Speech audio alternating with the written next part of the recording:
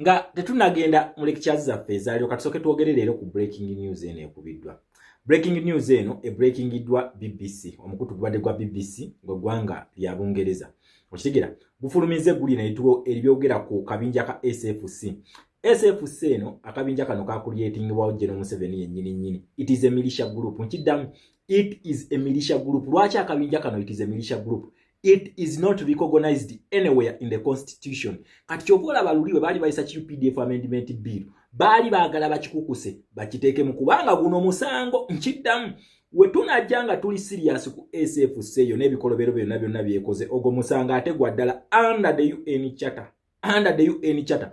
Kati kyovola ato yali atoba nnyo alwane alabe nga akikola ki akiteeka mu mateeka akikukusa akiyingiza mu mateeka. So BBC olunaku olwaleero evuddeyo n'egamba akabinja kano bakakozesa okulesinga bannayuganda. Okitegera, mmwe be muyita abajjaati, mmwe be muyita abapoliisi, tetukyalina poliisi mu Uganda.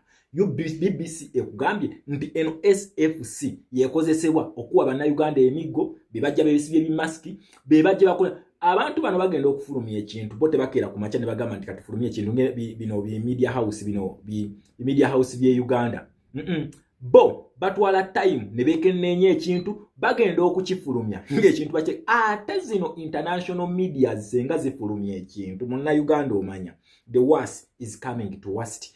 Ekyo kigenda kunnyonnyola lwaki omusajja ono baali bapa ku kanyonga balwana balabenga ekintu kino bakikola ki bakiyingiza mu constitution. Kino ki UPDF amendment bill United Nations kyavaayo negamba nti etteeka eryo tetulikkiriza kubanga liri against the human rights. Kati yali ayagala agikole ki agilegitimizinge bino byonna byonna kitegeeza nti okulegitimizinga ekintu ekyo we yali alwanira ennyalabe nti kifuna legitimacy. Already yali amaze okufuna information nti investigations ku SFC zimukolebwa. Kitegeera yali amaze okuzifuna nabagamba ono omusajja ono alina ba lobbyist abalina international lobbyist abali mu ezo zigundi famu ezamanyi naye olwokubanga nti eno police waliwo abagamba it is a do or die tulina okukikyusa. Okitegeera abatuula eyo waggulu babayita ba invisible hand the Democrats. Ati alina okubanga ali akimanyi nti investigations zikoze eki zitandise ku ggye lya SFC.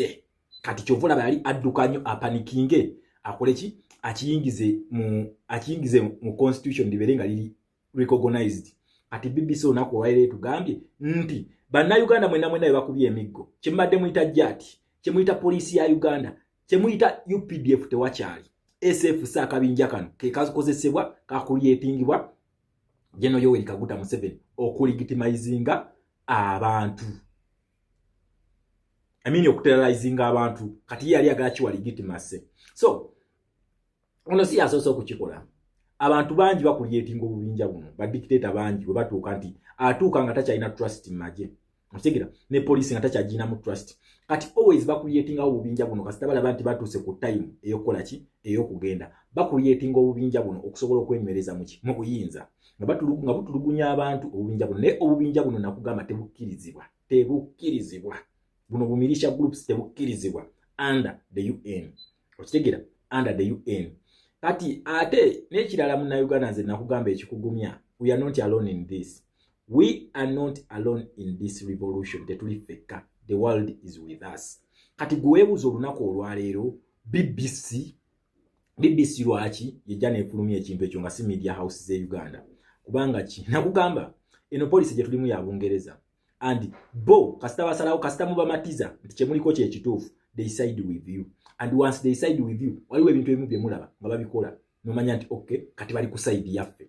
Kati BBC eno nabagamba wa General Museveni ngajja teyalina mikutunga ffe nti aba people power tuli flexible tuli dynamic tuli generation nti we can create media platforms ezenjawulo. Kati ye teyalina kye yakola yakozesa BBC netandika okuba propaganda kwamini ate nno ye yali mukuba ku propaganda nga bamuwayiriza byonna ebintu byakola ki ebintu byebamuwayiriza byonna byebamuwandikako teyabikola terabinako evidence nti yabikola naye ate ono bafulumya bituufu kubanga ebintu bino bikwatibwa ku kamera live bwe batinga omuntu akola ekintu oli na recordinga. So ekiwamba abantu abakikola SFC ekikola okuba abantu emiggo SFC ebikola ebyo muyita jati biki simanyi bano bino zigangs babalimba. SFC yeri emabega gekyo kino kiri approved by the BBC, the British Broadcasting Broadcasting Corporation yekifulumizza mu lunaku olwaleero era tulinze gavumenti ya Uganda yegenda kwogerawo ki kwere gulye olumaze okufuluma na kugamba this is foreign policy at play. Foreign policy at play yensonga lwaki akalulu kano organize buli omu akole kyalina okukola. Change is inevitable kubanga ki the strong forces eziri mweno revolution they cannot be controlled. Tasobola zistopinga zino force tasobola okitegera buli kimu kigenda kutambula nga bwe kirina okubeera buli kimu kirina kutambula nga bwe kirina okubeera. We have to follow the democratic avenues. Kati bano batandise okulabisa obuntu buno. This is a warning. Ekyo nkikubulya it is a warning. Eyo BBC it is not just BBC alone. Eno government ya Bungereza gye twogerako. Okitegera government ya Bungereza ate ng'enfunda nnyingi tulabenga president ng'akola ki ng'agenda mu ggwanga erya Bungereza era ne statements ezivudde mu Bungereza okuli House of Lords nga bayita mu Lord Bellingham mwaziraba. Okitegera mwaziraba meeting nyingi engagements nyingi ezibadde okubalangira abamu ababungereza wakati wa His Excellency Kyagulanyi n'abangereza baneno. So ekintu kino okujja kirigaliza nti waliwo investigations eziri mu kugenda maaso ku ttemu erikolebwa ku bantu n'emigga egikolebwa ku bantu gye babakuba. Ndowooza ekisobola okunyonyola lwaki leero kiri minimo webiri naye nga biri minimo tebakyabikola arrogantly nga oliwo babikola. So muna Uganda foreign policy zitulimu nnyo. The world is standing with us. Naye there is no way this world is going to change things here. We are going to change things. They are rallying behind us. Fewe tusimbula nabo basimbula. Buli activity jetu participating up because we stood up in 2021 ne tuyimirira ne tugamba okay. Akati tugamba it is the time to end this madness. Nabo basalawo ne bagamba okay. Naffe tugenda kurallinga behind you. They are rallying behind us. Omuntu okubeera behind kitegeeza waliwo akulembedde. Mukitegere ekintu ekyo gwakulembedde. Kati wakati nga tulwanira democracy ono okulaba nga akola nga bw'alina okukola mu ggwanga. Bannayuganda kyensaba let us organize. Let us organize and let us be non-violent. Buli we tubeera non-violent ndowooza mulaba kati twongera okufunamu ebibala. Buli we tubeera non-violent twongera okufunamu ebibala. N'ensi ekiraba nti ebikolebwa ku bannansi ddala ddala babitukolera ku batulanga bwemage. We are not violent as they claim we are. Bagamba nti violence manyi NUP kabinja kali awo bagala kutabangula mirembe mu ggwanga. Kati ndowooza mulaba bintu bitandise okuva ate bifulumira ku international scene. We bifulumira ku international scene. Mumanye ekintu kivunze. Nkiddamu mumanye ekintu kivunze. So nsaba munna Uganda wena twongere okumobilizinga bannange. Mugwe mujje mufia. We are going in the new Uganda. That is the assurance I can give you because Bungereza tayimirirangako saidi mabiga ga muntu nebitakyuka tekiberanga ukko. Ekintu kino ekya Bungereza lwaki nkakasa tekiberanga ukko njagala ojjukire Idi Amin Dada General we yawamba Apollo Milton Obote ng'agenze mu Heads of Commonwealth State Meeting eyali liddawa eyali mu Singapore. Ono namukubira simu namugamba tokomawo waneno beerayo. Oshigira ono yakalakata emyaka 8 okuva mu 1900 na wazi 1971 mpaka 7 around 79 okitegeeza ali akalakasa emyaka 8 naye 8 ogwo bano bonna baakola ekisoboka era ne balwana okulaba ntufuna Apollo Milton Obote owokubiri Obote 2 Obote ekaika yajja emirundi emeka ebiri naye nga gano gaali maanyi g'abaki gaali maanyi g'Abangereza nabano ba colonial masters abenti yabaamuwamba ng'agenze gwiddawa kutuukiriza ekyo agendas eza Commonwealth countries okitegera ne bamuwamba era tebaatuula. So NNC gye bayita Bungereza unlike other countries tennayingirako mu gundi ya Commonwealth state yonna ne bigaana okulema ne birema tennaba teri yakikoze. Yaliko Ghana Jerry Rawlings yaliko Kenya Daniel Arap Moi kwali yaliko Zambia Edgar Lungu wali eri Uganda nono tajja kulemerako si agenda okusooka. Okitegera si agenda okusooka. So ekintu kino wetwanga tutunulya police zino tutunule wa limits za president wa jana bagama be non-violent tabera musiru abeera ayina ekintu kyayagala okoleki ayina ata buli wagamba nti tugoberera amateeka mubaleke bamenya amateeka tategeeza constitution ya Uganda eyo constitution yaabwe bagimenya dda buli kimu bakijja mudda tekyayina kiramu tekyayina bulamu wadde naka kosobola kulirayingako nogamba nti olunaku olwaleero tuyimiridde kweno constitution tulirayinze ku kino tosobola kubanga tewakyali buli kimu bakimenya dde empapula zonna baziyuzaamu buli esobola protecting katulina kola ki. We are relying on international charters. We are relying on international community. What does the international community has to say about this? Again, the answer is no. America, Bungereza, France, the Democrats, batulimu nnyo. Oshitigira era bino ebintu mujja genda maaso nga mugenda mbiraba. These international medias tezibeerangako as active as this okujjako ono General Museveni we yali mu nsiko ng'ayagala overthrowing government ng'ayagala okujja bamuwa media ne bamuwa buli kimu kyonna kyonna okusobola okulaba ng'akola ki ng'akuba Idi Amin Dada propaganda ebitaaliyo. So nze ekintu kyensaba SFC you exposed mweddeko Uganda teetaaga kuyiwa musaayi ng'ekyuka. Kino ekintu kino kyo nkibagamba nnyo. Tetwetaaga kuyiwa musaayi nga tukyuka. Naye ng'onyigiriza ennyo ennyinda egy'omusaayi. Kapa ne weebeera yo n'ogiggalira mu nnyumba bw'oti. Etuuka n'ebulwewo okuyita n'egamba kati kufa na kuwona. Ejja n'ekutaagula we nange ekulaba okutta omuggo esobole okwetaasa. Naye ate ekigendererwa kyeno kapa tekibeera kya kutuusaako bulabe. Wabula ate gwe abeera agisindiikiriza n'ogiteeka mu condition nti naye erina okukola ki? Erina okwerwanako. Kisoboka. Teri muntu atasobola kwerwanako, ekyo tebakibalimba. Teri atasobola kwerwanako. Tuve mu by'emmundu, tuve mu by'amalala, tuve mu byaki, tulowooze ku Uganda egenda okuddawo. Ensi kati ebamanyi, ensi ebamanyi. Niwe mulwana ne mukukutana ki ne mulwana ne mukukutana ki tebikyasoboka. Ensi ebamanyi. Think of your next generation because you cannot win Ugandans. Temusobola. Bannayuganda bangi. Ate ensi tegenda kuluna okubatunulira butunulizi mutte bannayuganda nga batunulidde. The answer is no. Ensi erina kyerina okukolawo. So nze ekintu kyensaba tuve mu bino ebyankafu basajja, tuve mu bintu by'okusika omugwa, lie low. Let Ugandans decide their destiny. Tugireke. Okitegera muleke bannayuganda beesalirewo destiny yaabwe. Kyensaba otherwise buli omu asobola okwerwanako, buli omu mulwanyi. Every human being, every human being is an animal. Buli omu alina beast ye. Kati mwe temulowooza nti mugenda kukozesa SFC nga bazze bambadde obukookolo mu kuba abantu emigo mukole ki? Ensi tebalaba. Ensi ebalaba.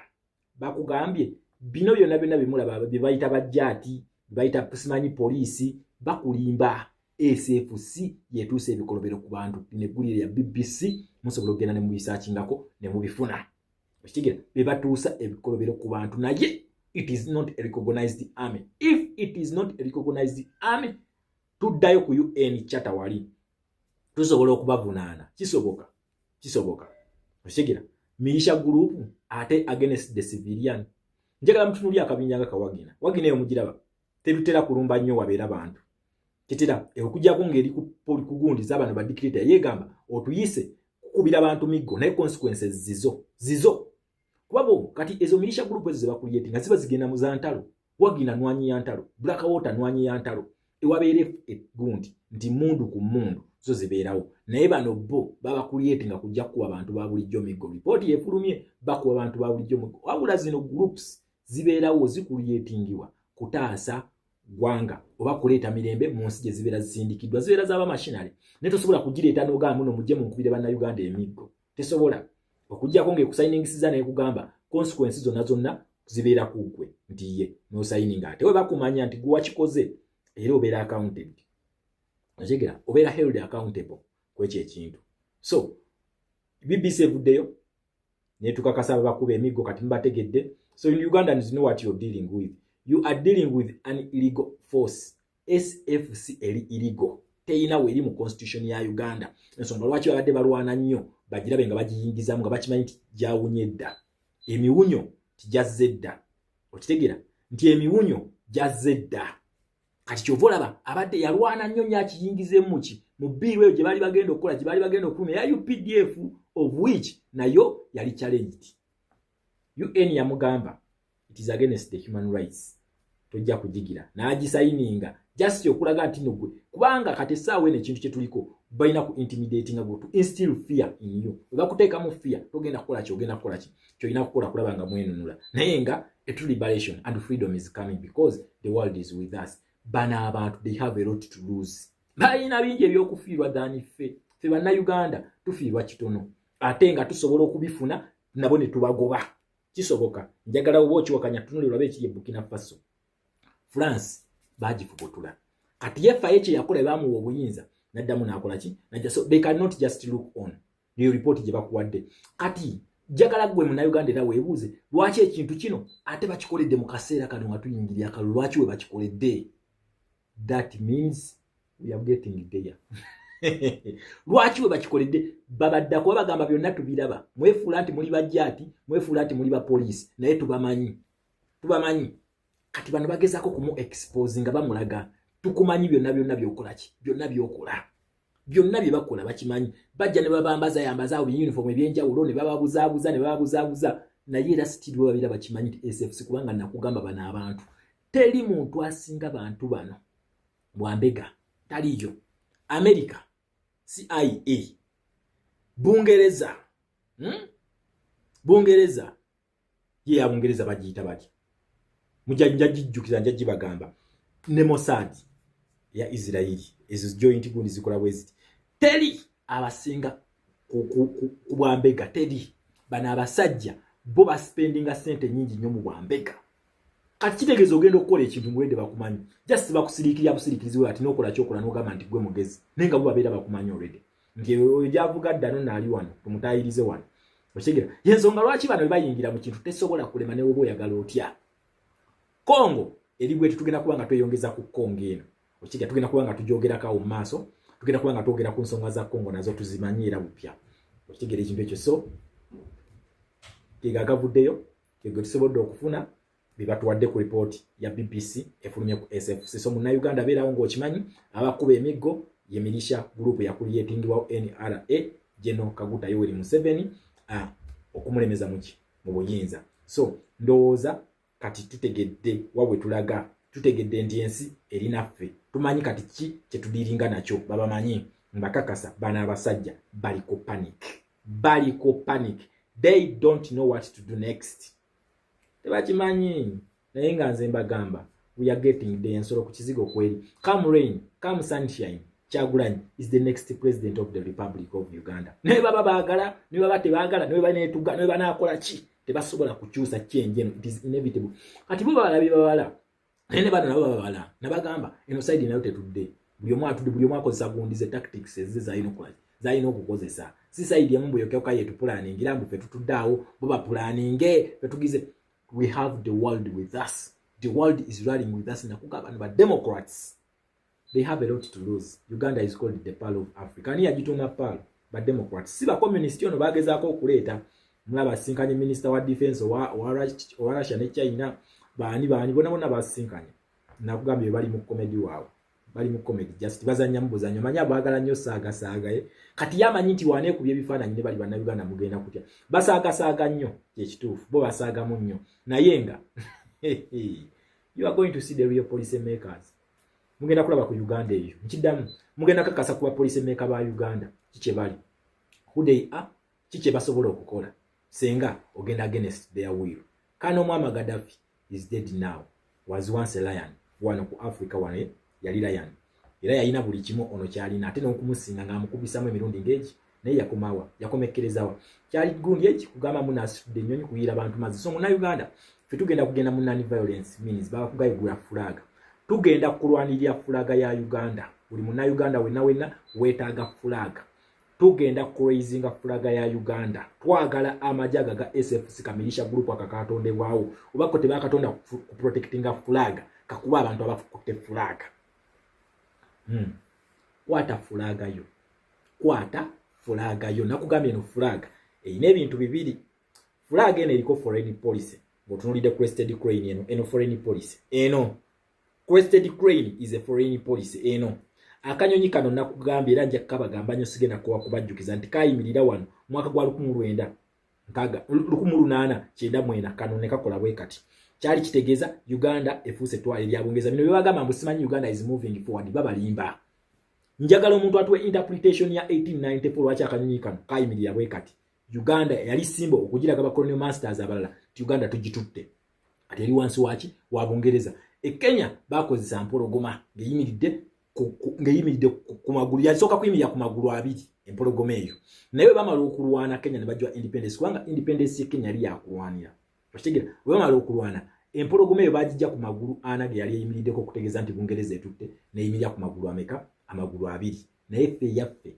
hasigala bwe kati eno simbo tekyukanga okuva mwaka gwa 1890 I dare you to challenge me njagala omuntu anchallenging okuva mu 1890 akanyonyi kano tekakyusanga bwe kati bwe kayimiridde so Uganda for as long as akanyonyi kano kayimiridde bwe kati eno flag eno etegeeza foreign policy muno Uganda flag erimu Union Jack mweri okitegera Union Jack netugivangako so let us organize peacefully let us mobilize peacefully tugende tulonde bana Uganda tugende tulonde ate we tugende okulonda you are either manvuli or bus towebuzabuza kana akalute kali mu ba independence kana akalute kali mu kibiina kirala teri you are either ebyo nabyo nebina bimula ba NPP simanyi PF simanyi ecological party simanyi common man's party byonna ebina bya NRM owe yagala freedom you are voting umbrella wetumala okukalonda tukakuume nani violent literi gwe bagana kuuma kalulu wetumala okukakuuma tugenda kabala wetumala okukabala tugenda kagoberya paka gye kagenda then tutandika okujaguza we are celebrating our victory as banna Kampalians Mukononians tutandika okucelebratinga wini yaffe kakati balangirire ebitali bituufu for God and my country Uganda.